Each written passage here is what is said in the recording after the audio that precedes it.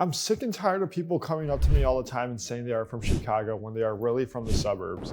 Naperville, Glen Ellen, St. Charles, Geneva, you kind of get where I am going here. So in today's video, I want to explain to you guys what the Chicago suburbs actually are and what makes them so great in my opinion, because as you guys know, this is where I live, work, and play. Hi guys, I'm Blankenship, a Chicagoland realtor helping people just like you move in and around the Chicagoland area. And to start off, I want to explain what the Chicago suburbs actually are. There are a ton of differences when you look at the Chicago suburbs from the city of Chicago. I look at the city of Chicago as kind of its own, big metropolitan city. It's significantly bigger than the majority of the cities across the US. I think there is like 2.5 million people there when it comes to population, when the surrounding suburbs to the west, to the northwest, to the south, you kind of get the picture there, are anywhere from 20,000 people to 100,000 people, with Naperville, Rockford, and Aurora being some of the biggest ones. But when I classify the Chicago suburbs as like the western Chicago suburbs, the southern Chicago suburbs, you have the northwest suburbs as well as the north suburbs. They all offer different things, from amenities to proximity to the city of Chicago, to schools, and to kind of everything else in between. So we're really going to deep dive into what these different Chicago suburbs offer, what makes them so great, and what are some true differences from the city of Chicago to the Chicago suburbs, and what you can expect if you're looking to make a move here or you already live here now. So let's just get right into it. One of the big things that I personally love about the Chicago suburbs, and if you're not from around the area right now and you're looking to make a move here and you're just really unfamiliar with the Chicago suburbs landscape, is that majority of these suburbs have downtown areas. I would say 3 out of 4 of the suburbs, in whether it's western suburbs, north suburbs, northwest, south suburbs, has little cute boutique downtown areas, from Geneva to Aurora, St. Charles, Hinsdale, Highland Park. All of those, Hinsdale, and Glen Ellen, Wheaton, kind of everything that I've ever covered on this YouTube channel before, all have a little downtown area. You have boutique shops, great restaurants, walkability, and you have great real estate around the areas as well. It's one of my personal favorite things to do. Everyone knows about downtown Naperville, and that's kind of where everyone looks at.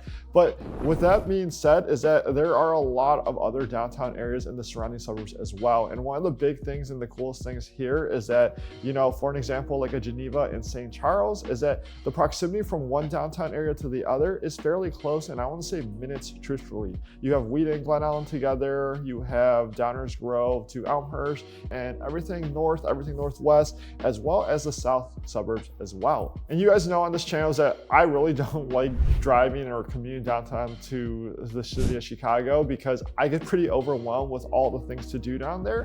But I love it that I get the best city in the world at my fingertips, and all these downtown areas typically have metros that will take you either through BNSF, UPW, and there's a lot of different other lines as well through the metro that will take you to either Union Station or Ogilvy. So it's super easy. The downtown areas here in the Chicago suburbs has an assortment of food, so I never have to go to the city of Chicago. Only typically when I'm going down there is for Chicago Restaurant Week, truthfully. Another thing is that I'm getting a ton is that, Brand, where's the new construction in the area? I get a lot of calls and texts and emails and people reaching out about what are the new construction options and why are there just like older homes around the area. Truthfully, here in the Chicago suburbs, whether you're looking at the western suburbs, northwestern suburbs, or even the south suburbs, is that there's really not that much new construction here. It's pretty built out, a lot of infrastructure, it's pretty already developed. You'll see a lot of the towns in the western suburbs are built in, the 50s, 60s, 70s, and some homes in the early 1900s. It just really depends where you're specifically looking at. So if you want a true new construction home there, it's like you have to take down a home, like a small ranch or a house that's situated on a good lot, and tear it down. That could be $400,000 or $500,000 just for that house, and then build something up that might be costing you $1.5 to $2 million plus. So if you want true new construction, typically what I'm telling my clients in the Chicago suburbs just in general is that you gotta go pretty far west. So like a Yorkville, even pockets of Oswego, Sugar Grove, and those towns over there, or you're looking pretty south in towns like Plainfield or even Manhattan, and even some of those southern suburbs that have those those new construction subdivisions as well. I look at states like Texas, Florida, Tennessee, and those towns over there that has been booming with new construction since the pandemic. And where we're at with the market now and with the interest rates going up, so that affects affordability, is that those markets have significantly slowed down. And when you look at the Chicago suburbs as a whole, it's had that linear growth in terms of housing appreciation, which has been really good for just the Chicago suburbs in general. Another thing when it comes to schools here in the Chicago suburbs, that if you use a website like greatschools.org or niche.com, or even go on the local Facebook groups for any of the towns that you're looking at relocating to or have interest in, is that there are a lot of great, highly rated public schools here. I talk about Naperville all the time, and niche.com ranks Naperville as the #1 city in America for the best public schools. But just kind of everywhere across the board, and depending on what you're looking for, is that there's a public school pretty much for everyone and what you're looking for, truthfully. I always recommend to my clients is to, do their research on their specific schools that they're looking for, because one person's definition from great schools can be different from someone else's definition of great schools. So it's always best that you do your due diligence and get your information for yourself going forward, especially if schools is a high priority on your list. You can always reach out to me and I can give you some information on where to find some resources for the specific pockets of schools that you're looking at.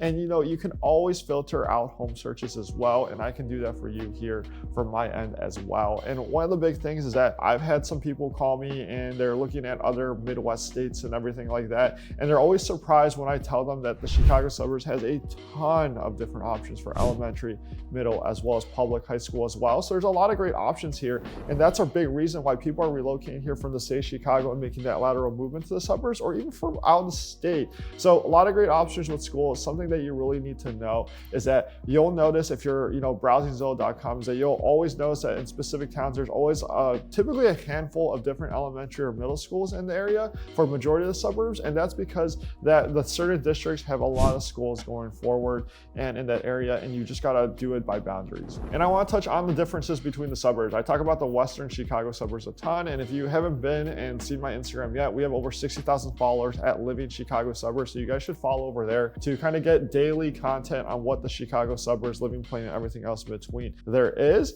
And like I said, Western suburbs is kind of where I live, work, and play, and do a majority of that. But I dabble a lot in the South suburbs as well as the Northwest suburbs as well. And when I'm looking at the Northwest suburbs, I'm looking at like a Des Plaines, a Highland Park, a Park Ridge, a Mount Prospect, Palatine, and things along that nature. And typically what I see there are older homes as well, and you'll have quaint little downtown areas with good proximity to one of the big things is airports. I have a lot of clients that are pilots and flight attendants and everything like that, and they're typically looking at that Northwest suburb pocket, which has been pretty interesting to get easy access to either Midway or O'Hare. And one of the big things over there in the Northwest suburbs is that I'm typically seeing a lot of like brick style homes that I've noticed there personally. I have a lot of clients that are kind of looking at that Mount Prospect, Des Plaines, Palatine area, and we're typically looking at a 3-bed, 2-bath home, 2.5-bath home for around $400,000 to $450,000. When you look at the Western suburbs, and depending on where in the Western suburbs you're looking at, if you're looking at Geneva, St. Charles, you're pretty much getting a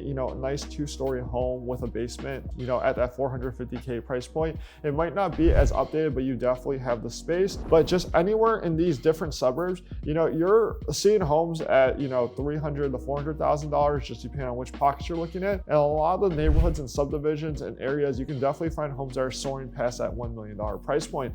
So truly the different features in terms of housing there in the different suburbs are second to none, because there's a lot of different options for anything that fits your lifestyle, truthfully. If you are looking for acreages and land and everything like that, great pockets to really consider is heading into that Barrington, Inverness, Deer Park area. You'll see a lot of beautiful homes that are situated on 2,800 to 3,500 square feet above living that are sitting on an acre to an acre plus parcels of land. So it's always a great option, especially when I have clients personally reaching out to me asking for more land than kind of the Western suburbs. And I'm typically suggesting and recommending them that they do some research up there, as well as even pockets of St. Charles, Geneva, and Wayne, Illinois, which has a lot of horsing over there as well. And we kind of touched base on that new construction lifestyle, is that if you want a lot more of that, you're going pretty far west into like a Sugar Grove, Yorkville, Oswego, or a lot of the pockets when it comes to new construction right now that I'm noticing is actually around that Plainfield area with a lot of new development still going on. Not saying that you can find new construction in these these western suburbs or northwestern suburbs, but a lot of the western, northwestern suburbs are already pretty built out. So that's kind of what you'll notice there. So do you live in the Chicago suburbs right now? And obviously there's a ton to the Chicago suburbs that there goes to. And there's a lot of differences and similarities when it comes to the Chicago suburbs and to the city of Chicago, as well as the different neighborhoods and towns in the Chicago suburbs. They have a lot of similarities as well as a lot of differences also. So if you're from the area, let me know what some people might want to know if they're looking to make a move here to the Chicago suburbs. And if you had any questions about relocating here or anything at all, whether you're making the move here next week or next year, reach out because I'd love to be your real estate agent moving forward. You can call me, text me, shoot me an email. All my information is down below in the description. Watch one of these videos up here, and I will see you guys on the next video.